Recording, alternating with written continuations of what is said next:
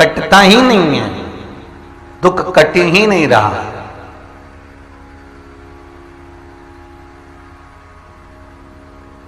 मान लो कोई ऐसा दुख आ ही गया कि वो कटने का नाम ही नहीं ले रहा, बहुत हार चुके हम जिंदगी से, वो कट ही नहीं रहा। थोड़ा ठीक होता फिर दुख आता, फिर ठीक होता फिर दुख आता।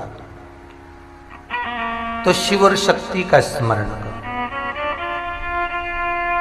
बेलपत्री के पेड़ के नीचे जब भी घी का दिया लगाने जाओ तो 2 बाती एक ही दिए के अंदर, एक चावल का दाना उसमें डालकर अपनी कामना कर कर फिर जलाओ। 3 या 4 सोमवार करके देख लो क्या जा रहा है। अगर मान लो कोई दुख ऐसा है कि वो कटने का नाम ही नहीं ले रहा है, कट ही नहीं रहा है, कभी कुछ तकलीफ कभी कुछ, तो बाबा का, शिव और सती का, शिव और पार्वती का, शिव शक्ति का, शिव अन्नपूर्णा का स्मरण कर कर लगाओ। जो भी सोमवार पड़े आप उस पर कर लीजिए। एक बात बहुत ध्यान दीजिएगा, अगर कहीं नौकरी नहीं लग रही है, सर्विस नहीं है, नौकरी नहीं है, और आप कई बार इंटरव्यू दिया है, एग्जाम में बैठ भी गए, कंपटीशन एग्जाम में भी बैठे हो, और अगर नहीं हो रहा, कंपटीशन एग्जाम क्लियर नहीं हो रहा, या सीए का एग्जाम है, या अन्य चीजों की पढ़ाई आप कर रहे हैं, या कहीं नौकरी के लिए अप्लाई कर रहे हैं, नहीं हो रहा, 5 शमी पत्र, कितने जम के बोलो जरा, 5 शमी पत्र, 5 बेल पत्र, 5 मूंग के दाने, काय के दाने, मूंग, 5 मूंग के दाने, 5 सफेद पुष्प, कोई भी सफेद पुष्प जो आपको मिल जाए, शिव जी को समर्पित कर कर 1 लोटा पानी, नाम और गोत्र बोलकर, और जिस एग्जाम में बैठ रहे हो, जिस कंपटीशन एग्जाम में बैठ रहे हो, उसका स्मरण कर कर आपको छोड़ना है। श्री कोई दुख वाली बात आ जाती है या कोई तकलीफ खड़ी हो जाती है, बहुत बड़ी अगर कोई तकलीफ खड़ी हो जाती है, तो शिवलिंग के स्पर्श की जगह जहां से पानी बहता है, जाता है ये गोल, और यहाँ से जो भगवान के चरण है जहां से पानी नीचे गिरता है, समझ रहे हो ना सब लोग, उस स्थान पर अपनी जो ये हथेली होती है, इस हथेली को कुछ देर लगा लिया जाता है। कौन सा स्थान? जहां से शिवलिंग पर जल चढ़ा, ये जलाधारी में गोल घूमा, घूम के जहां चरण से नीचे जाता है, वहां कुछ देर के लिए इस हथेली को लगा लिया जाता है, अपनी हाथ की, सीधे हाथ की हथेली को लगाया जाता है।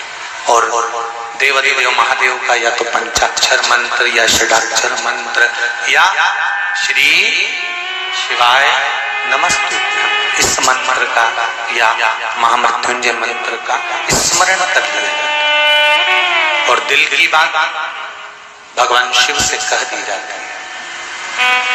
हृदय से कहकर 2 दिन, ज्यादा से ज्यादा 3 दिन, ज्यादा से ज्यादा 5 दिन, बस 6ठे दिन की जरूरत नहीं पड़ेगी, बाबा रास्ता खोल देगा और कार्य सब। दिल की बात। घर में कितनी बार आरती करते हो आप लोग? 2 बार, एक सुबह एक शाम।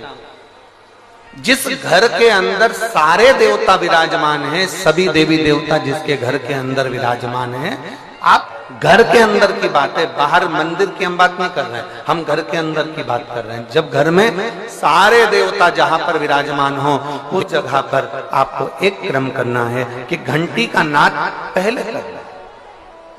किसी मंदिर के अंदर केवल एक देवता है तो आप डायरेक्ट आरती उठाइए, घंटी बजाइए और चालू हो जाइए। पर घर के अंदर अगर सारे देवता विराजमान हैं, गणेश जी बैठे हैं, देवी जी बैठी है, पितृदेव बैठे हैं, गरुण देव बैठे हैं, वरुण देव बैठे हैं, सारे देवता देवी देवता उस मंदिर के अंदर बैठे हैं, तो आपको पहले गरुड़ की घंटी का नाद करना चाहिए। उसका कारण ये होता है कि जितने देवी देवता हैं, घंटी की आवाज सुनते से ही उन देवताओं की दृष्टि हमारे ऊपर पड़ जाती है, और हम जब दीप उठाते हैं, आरती निहारना प्रारंभ करते हैं, तो देवता हमको वर प्रदान करना प्रारंभ कर देते हैं।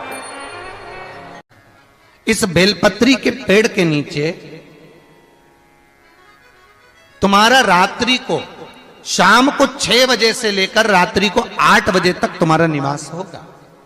जैसे पीपल के पेड़ में देवताओं का निवास, आपको आप लोगों ने यदि पद्म पुराण पढ़ी होगी या सुनी होगी तो उसमें स्पष्ट कहा है, पीपल के वृक्ष की गणना ध्यान देना, पीपल के वृक्ष में सुबह 4 बजे से लेकर 7 बजे तक ब्रह्मा जी का वासा होता है।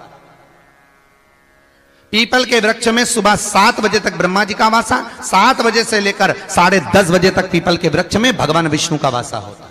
कितनी बजे तक? 10:30। 10:30 से लेकर 11:30 12 बजे तक पीपल के वृक्ष में पितरों का वासा होता है। इसलिए हमारे यहां पितरों को श्राद्ध पक्ष में जो भोजन कराया जाता है वो 10:30 से 12 के बीच में कराया जाता है। 12 बजे के बाद पीपल के वृक्ष में दोपहर के 1:30 बजे तक आहूतों का वासा रहता है। आहूत कौन? जो गर्भ में शांत हो गए, जो कुंवारी अवस्था में शांत हो गए, जो जन्म लेने के बाद उनका विवाह नहीं हुआ और शांत हो गए, उन आहूतों का वासा उस पीपल के वृक्ष में दोपहर में 1:30 बजे तक रहता है। उसके बाद में प्रेतों का वासा चालू होता है। इसलिए दोपहर के समय पीपल के पेड़ की परिक्रमा नहीं होती। फिर शाम को 4 बजे से 7 बजे तक पीपल के वृक्ष में शंकर जी का वासा होता है। इसलिए शाम के समय पीपल की परिक्रमा नहीं होती। 7 बजे के बाद में पीपल के वृक्ष में रात्रि को 9 बजे तक कुबेर का वासा होता है। फिर 9 बजे के बाद में प्रेतवास चालू होता है पीपल के वृक्ष में। उसी तरह बेलपत्री का जो वृक्ष है, उस बेलपत्री के वृक्ष के नीचे रात्रि को 8 बजे से लेकर 12 बजे तक बेलपत्री के पेड़ के नीचे कुबेर का निवास होता है। महाराज, कुबेर का निवास। प्रयास करा करो सोमवार के दिन किसी बेलपत्री के पेड़ के नीचे हम दीप लगाएं, घी का दिया। यदि संपदा की कमी हो तो, अगर भगवान ने खूब संपदा दी है तो भले मत लगाओ, कोई दिक्कत। में बड़े प्रसन्न हुए। भगवान शंकर ने कहा, सुनो पार्वती, जिस बेटा और बेटियों का मंगल विवाह नहीं होगा, शादी नहीं होगी, अगर अशोक सुंदरी का स्मरण कर कर एक बेलपत्र में लाल चंदन लगाकर एक मूंग के दाने के साथ अगर सुख सुंदरी के स्थान पर समर्पित कर देंगे तो उनके मंगल विवाह 3 महीने के अंदर हो जाएंगे। ऐसे मंगल विवाह का प्रस्ताव शिव